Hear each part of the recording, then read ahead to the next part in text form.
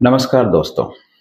आज हम एक ऐसे विषय की चर्चा करेंगे जो सदियों से विज्ञान और अध्यात्म के बीच बहस का विषय रहा है। जब हम अपने इतिहास को देखते हैं तो मन में दो सवाल उठते हैं। क्या हम वानर या आदि मानव से विकसित हुए हैं? दूसरा, हमारे आध्यात्मिक ग्रंथ जो सतयुग और देवताओं की बात करते हैं, क्या वे महज कल्पनाएं हैं? विज्ञान का कंसेप्ट विकासवाद, इवोल्यूशन, और अध्यात्म का कंसेप्ट अवरोहण, इन्वोल्यूशन। आज हम इन दोनों को डिकोड करेंगे। दोस्तों, विज्ञान मानता है कि जीवन की शुरुआत बेहद निचले स्तर यानी एक कोशिकीय जीव, वानर या आदि मानव से हुई और लाखों करोड़ों वर्षों के शारीरिक और मानसिक विकास के बाद आज का आधुनिक इंसान सामने आया। विज्ञान यह देखता है कि कैसे इंसान ने गुफाओं में रहना छोड़ा, कैसे आग की खोज की, पहिए की खोज की, कैसे अपनी बौद्धिक क्षमताओं का विकास किया। यानी विज्ञान यह देखता है कि कैसे इंसान निचले स्तर से ऊपरी स्तर पर आया। वहीं दूसरी तरफ जब हम अपने आध्यात्मिक ग्रंथों को देखते हैं तो वे एक अलग कहानी बयान करते हैं। ग्रंथ कहते हैं कि सृष्टि की रचना अपने सर्वोच्च और पूर्ण रूप सतयुग और पवित्रता के रूप में हुई थी, जहां चेतना चरम पर थी। लेकिन जैसे जैसे समय का चक्र आगे बढ़ा, वो चेतना धीरे धीरे नीचे गिरती आई।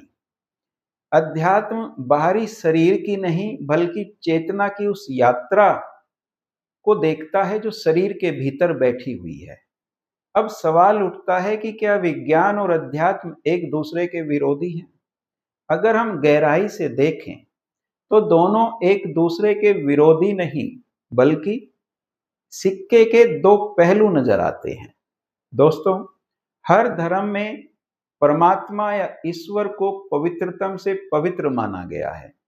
हम भी जब प्रार्थना, पूजा, व्रत, जप, तप, इबादत करते हैं तो पवित्रता अपनाते हैं। तो जो पवित्र है वो पवित्रता से पवित्र सृष्टि की ही रचना करेगा। लेकिन समय के साथ वो पवित्र चेतना धीरे धीरे नीचे गिरती आती है। जैसे एक शरीर बचपन से लेकर बुढ़ापे तक की यात्रा करता है। जब वो चेतना गिरते गिरते भौतिकता या वानर प्रवृत्ति के, जहां खाना पीना सोना लस्ट, उस निचले स्तर पर आ जाती है, विज्ञान वहीं से अपनी शुरुआत करता है। शायद विज्ञान को जीवन के प्रमाण वहीं से मिले। शायद विज्ञान को उस परम चेतना वाली सृष्टि के प्रमाण नहीं मिले जिनका जिक्र आध्यात्मिक ग्रंथों में है।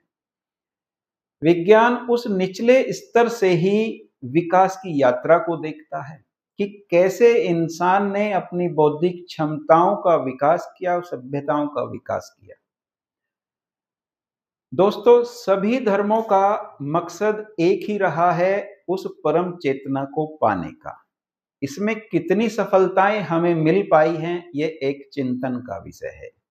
विज्ञान जिसे विकास कहता है वो उस चेतना के ऐतिहासिक पतन के बाद की शारीरिक और मानसिक सीढ़ियां हैं। आज इंसान उन सीढ़ियों को पाकर का इस्तेमाल करके विज्ञान की तरक्की के साथ साथ अपनी उसी परम चेतना, अपनी उसी आंतरिक शांति को पाने की कोशिश कर रहा है।